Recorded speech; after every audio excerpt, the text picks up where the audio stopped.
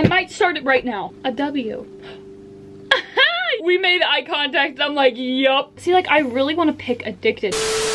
Hello everybody and welcome back to my channel. So this is such an exciting video because we are combining the two end of month traditions into one. We are doing Scrabble. We're playing Scrabble today, everybody. No, just kidding. Scrabble is going to be picking my May TBR. And then we are also going to chat about the 5 books that I read in April. We're gonna start off with Scrabble, picking our TBR, and then we'll do a wrap up. This was a like late night random idea. I'm like, what should I do for my TBR this month? And then I genuinely do not know how this idea came to me, but it did. Scrabble and I, we go way back. We go way back to when during quarantine I was in my room playing Scrabble by myself. Like, I went one turn and I went the next turn, like playing against myself in the game. How it's gonna work is I'm gonna draw a letter out of here and then I have to pick what book starts with this letter. So I got an N, for example, so I could pick, if you know me, you know how I feel about this book. For an N, I would pick never. Anyways, that was an example. I'm not reading this book again, okay? Moving on. May has some very big life events and changes for me. So I think I'm gonna pick 5 books because realistically, I may not even get to those 5 because it's just gonna be a crazy month. We are going to do our first letter.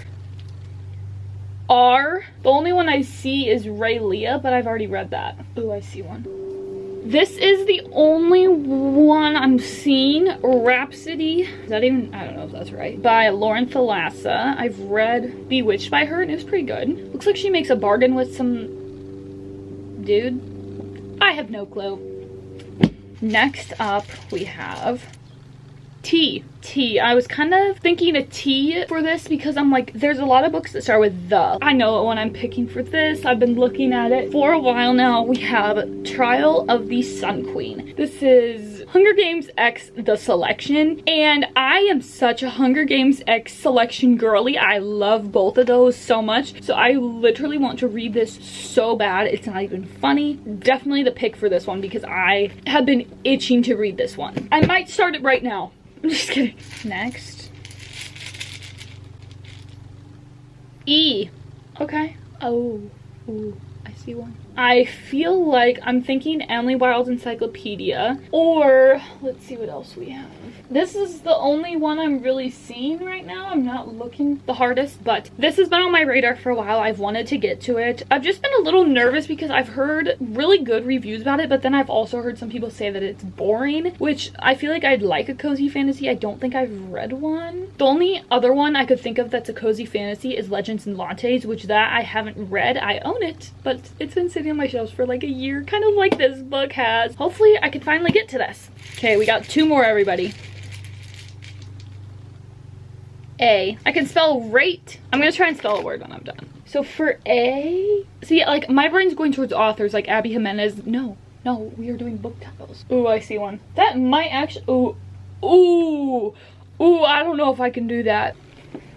I don't know why I haven't even read the Addicted series yet because I feel like I'm gonna love it. I'm just kind of scared of it though because it's so massive. And then we have As Seen on TV. Let me read the back of this. Oh, a third option. Hold up. Okay, I think this one's just like a small town romance book. This one, honestly, I'm not really feeling, so that is out. I am in the middle of this book. See, like, I really want to pick Addicted because it's just such a widely loved series. I'm already 50 pages into this one and I soft DNF'd it. So I think I'm going to go with this one because I'm really trying to get back on track with my reading goal. I'm 7 books behind, almost 8. It should turn to 8 any day now. So I think I'm going to go with this. It hasn't been hitting so far, but I hope it might because I feel like I've heard good things about this one. This is our first book on our May TBR. This is the last one. Is there Z's even in here? I don't know. A U. First up, can I spell a word? Is this a word? Ooh. A U? There is no way I have a book that starts with a U. Under Us. I don't think I have one, honestly. Here's what I'm gonna do. I'm gonna go on Goodreads and search a U. Ugly Love.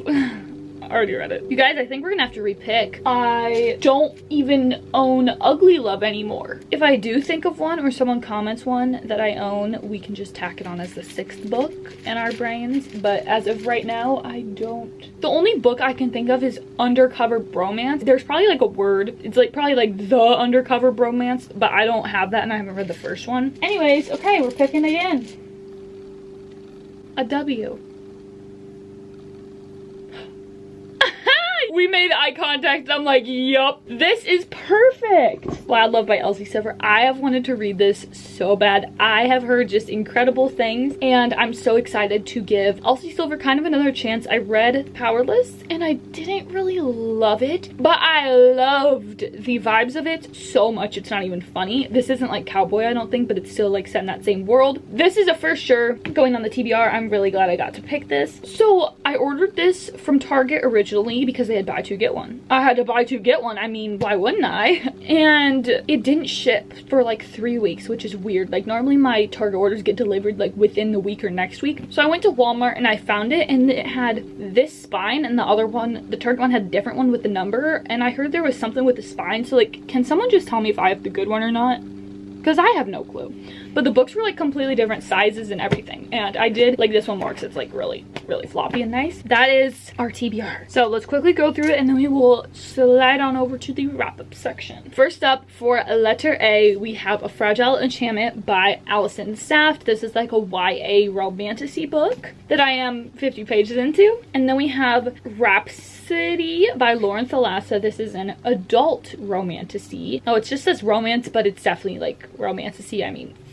But don't know much about this one and we'll see if I get to it. And then we have Trial of the Sun Queen. This is, it says fantasy romance, so I'm not sure if this is YA or adult. It kind of looks YA, but I kind of feel like it's adult. I have no clue. So excited for this one. Like, I want to start this right now. And then lastly, we have Wild Love by Elsie Silver. I am so excited for this one. I've heard literally incredible reviews. That is my TBR. Please, why do I feel like I'm missing? Oh, and then lastly, we have Emily Wilde's Encyclopedia for Fairies. I'm so excited for like a cozy fantasy calming read book. Maybe on like a rainy day, this would be fun. That is my May TBR. Please let me know what's on your TBR. And if you've read any of these books, please let me know which ones were your favorite and which I should read first. And now we are going to be chatting about some books I read in April. First up, I read The Disappearance of Rachel Price. This was a new release this month and I loved this book so much. This was my first Holly Jackson book and let me just say, now I'm in the middle of the A Good Girl's Guide to Murder series. Finally, since I picked this up, it definitely just got me into her writing so much and really intrigued me to pick up her other books. So this follows our main girl, I almost said Pip, no, wrong series, Belle, and she has kind of lived the last 16 years of her life in kind of like questioning because her mom disappeared. So they are filming a Netflix documentary about her disappearance. Then later on, Rachel Price is back. Her mom comes back. So it's just like a mystery aspect of trying to figure out where she has been. And you also get the family dynamic of trying to figure out their new lives now that the mom is back in the picture. I really enjoyed this. I thought it was super twisty, turny, and fun. It was definitely kind of for the vibes. Like, I loved the mystery aspect. I ended up giving this a 4.5 stars. Such a good rating. But I will say a lot of people may not rate it that, but for me, it was like a vibey read. Like, I had so much fun reading this. I really didn't like the main girl in this. I found her to be really obnoxious and rude, but I still loved the story. So even if you don't really connect with her, I feel like this book is going to be still just such a roller coaster ride and a great time. And then I finished Hunting Dracula. So Hunting Dracula, I really love this book. I gave it a 4 stars. It was so much fun to me. I really enjoyed the vibes of it because it was set like 1800s maybe, and it was so much fun because the characters, I just really liked how they talked, how they acted, and the descriptions of the setting they were at. And I found the mystery aspects of this to be super intriguing and interesting. So I ended up giving this book a 4 star. It did take me a while to get into it. I just felt like I wasn't really in the perfect mood for it, so that kind of affected my reading experience. But I feel like if I would have been in a better mood for it, I could have maybe rated it a tiny bit higher. I don't think it could have been a 5, but it still would have been a little bit bit higher, I guess. I really enjoyed the characters in this book, and I really want to continue this series because it is just such fun, and I really love how kind of different it is from anything else I've read. So it follows our two main characters, and they both are working to be kind of like perform like autopsies on the bodies and figure out what happened to them. So there's the mystery aspect, and it is just so interesting, and I love not necessarily reading about like the guts and gore, but it's just so interesting because I've never read about anything like this. Definitely recommend that if you want to read something kind of more darker and mystery-y. And then I read the rule book by Sarah Adams. This is like a 2.5-star book. Honestly, I didn't really enjoy it at all. I found myself just wishing that it would be over and not really connecting with the characters. It was still fun and entertaining and enjoyable at some parts, but I just found it to be extra cringy, and normally I love like YA, just fluffy books like this, but this one just felt extra cringy to me, and I just didn't really love it because of that. There's one thing especially in here, if you watched my last video, the new releases reading vlog, I was just like so icked out about this one thing. Like, it was just like really weird to me and unnecessary, I felt like. So that's that. It was still a fun, sweet book, and if you like her other books, I'd say still read it. It didn't hit as her other books do for me. And then I read Funny Story by Emily Henry. This is a 5-star book.